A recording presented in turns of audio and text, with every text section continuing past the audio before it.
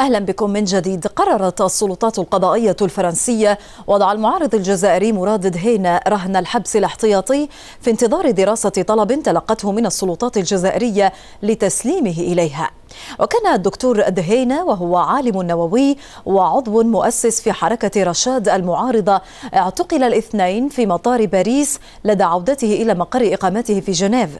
واعتبرت حركة رشاد في بيان أرسلت نسخة منه للجزيرة أن القرار الفرنسي سياسي بحت، ورأت أنه يتناقض مع المواثيق الدولية التي قالت إنها تمنع أي تسليم للمعارضين السياسيين، مطالبة بالإفراج الفوري عنه.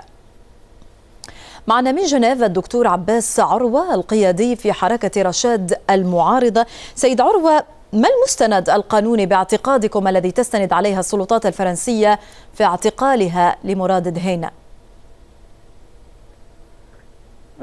مساء الخير.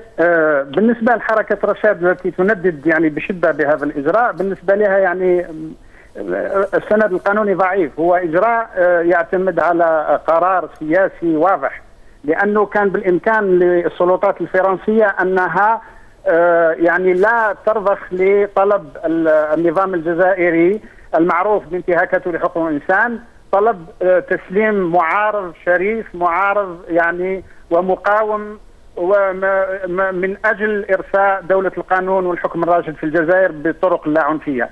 إذن الاستجابة إلى الطلب النظام العسكري الانقلابي في الجزائر هذا في حد ذاته بالنسبة إلينا يعتبر قرار سياسي. لكن جزائريا هل كان الدكتور مراد دهينة متابع في المحاكم الجزائرية؟ هناك ربما مطالبات بإلقاء القبض عليه في وقت من الأوقات. هل هناك ربما مذكرة اعتقال ما صدرت بحقه؟ نعم يا سيدتي، ومنذ الانقلاب العسكري هل هناك محاكم جزائرية؟ هل هناك قضاء جزائري؟ هناك محاكم تستجيب لأجهزة المخابرات وتقوم ببعض المهازل في ما يسمى بمحاكمات من أجل اتهام المقاومين الشرفاء ومن أجل التضييق عليهم. هذا هو الواقع. أود فقط أعود إلى الموقف الفرنسي. نذكر أنه منذ زمن مش بعيد حدث نفس الشيء. كان الجنرال نزار مطالب من القضاء الفرنسي، لكن السلطات آنذاك فضلت أنها تهربه من أجل أن حتى لا يمثل أمام القضاء الفرنسي.